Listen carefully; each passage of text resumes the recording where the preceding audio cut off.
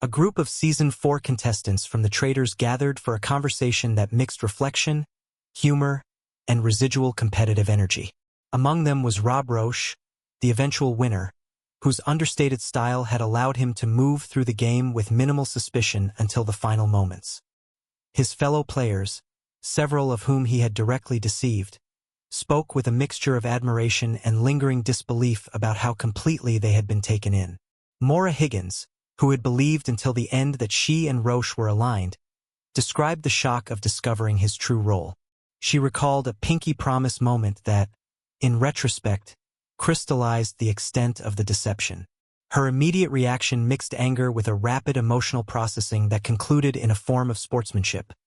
It was a game, he had played it exceptionally well, and she could respect the victory even while feeling the sting. The fact that she had been convinced they were heading toward a shared win made the revelation more acute. Rinna, herself a traitor for much of the season, had also been crossed by Rausch more than once. She admitted genuine surprise, having internalized the collective perception of him as an upright, almost archetypal figure of American wholesomeness. That image, she suggested, had functioned as effective camouflage. No one wanted to believe that the person who seemed least likely to betray could be the most effective betrayer. The gap between public persona and private strategy proved decisive. Eric Nam, who had been recruited as a traitor mid-season, spoke of the emotional cost of the role change. Moving from the relative solidarity of the faithful to the secretive calculations of the traitors required a rapid psychological adjustment. The necessity of deciding, within hours of forming friendships, who would be eliminated that night created a sustained stress that he found exhausting. In the end, he too was outmaneuvered by Rausch in the final stretch. Other contestants offered complementary perspectives. Monét X Change, murdered earlier in the season, had attempted to send subtle signals from beyond the grave that went unheeded.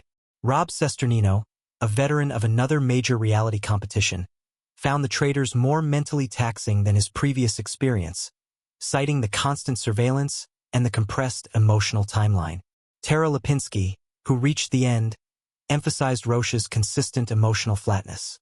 He projected so little that it became difficult to read any intention at all, positive or negative. The conversation also touched on lighter and more personal notes. Rinna revealed that her primary strategic goal had been to wear a particular designer dress to the banquet.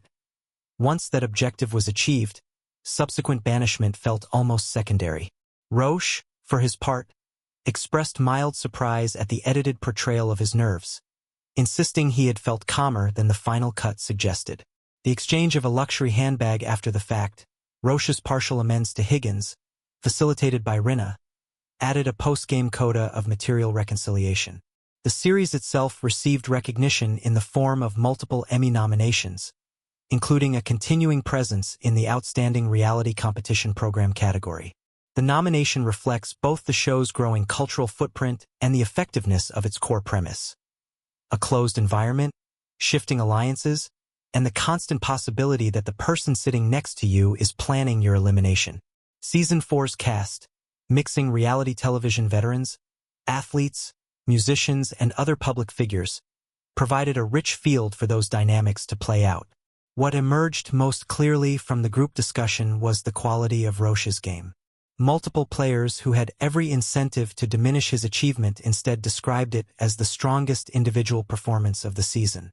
The ability to maintain a low emotional temperature while making high-stakes decisions, to inspire trust without appearing to court it, and to execute betrayals at moments of maximum impact is a rare combination. That several of the deceived parties could articulate this assessment without residual bitterness speaks both to the sportsmanship of the cast and to the clarity with which the game's rules were understood. The Traitors thrives on the tension between social performance and private calculation. Players must constantly manage the impression they create while simultaneously evaluating the impressions created by others. Rausch's success suggests that the most effective strategy may sometimes be the absence of obvious strategy, the projection of ordinariness so complete that it becomes invisible. In a cast full of large personalities, the quietest presence proved the most dangerous. For viewers, the post-season conversation offers a second layer of enjoyment. The same interpersonal dynamics that drove the episodes are revisited with the benefit of hindsight and the freedom to speak without strategic constraint. Old alliances are re-examined, missed signals are catalogued, and the winner's methods are dissected by the very people who failed to detect them in real time. The result is a form of collective after-action review that deepens appreciation for both the victor's skill and the complexity of the social environment in which that skill operated. As the franchise continues, Season 4 will likely be remembered for the effectiveness of its central traitor and for the high-caliber cast that made his deception possible. The Emmy attention confirms the show's status within the reality competition genre. The contestants' willingness to discuss their experiences with candor and humor ensures that the season's legacy extends beyond the episodes themselves into the ongoing conversation among players and audience alike. Tefi Pessoa, host of the after-show companion to Love Island, has described the difficulty of remaining a passive observer while contestants navigated the intense emotional environment of the villa. Speaking candidly, she admitted that she frequently felt the urge to intervene, to step into the space, comfort someone in distress, or offer perspective that the accelerated timeline of the show made hard to access in the moment. The impulse was strongest when young women experienced rejection, uncertainty about their own desirability, or the complications of forming intimate connections under constant observation. She framed the experience in terms familiar to many women. The repeated negotiation of what it means to be chosen, the process of defining personal standards for intimacy, and the navigation of friendships that can shift rapidly under competitive pressure. Inside the villa, time compresses. A week can feel like a month. Emotional arcs that might unfold over months in ordinary life are forced into days. The result is a pressure cooker atmosphere in which every interaction carries heightened stakes. Pessoa recognized that the contestants had to live through those moments themselves, yet the protective instinct remained strong. Her language was vivid. She imagined entering the villa in camouflage, face painted, simply to sit with someone who was crying and talk for 10 minutes. The production's refusal to allow such interference was both expected and frustrating. She compared the situation to a parental impulse, the desire to remove a younger sibling's pain colliding with the knowledge that growth requires living through difficulty. The best she could offer, she concluded, was the evidence of her own life, that lows are temporary, that highs return, and that no one worth admiring is perfect. The observation that even admired public figures experience ordinary human friction, arguments, regret, imperfect moments, served as a personal anchor.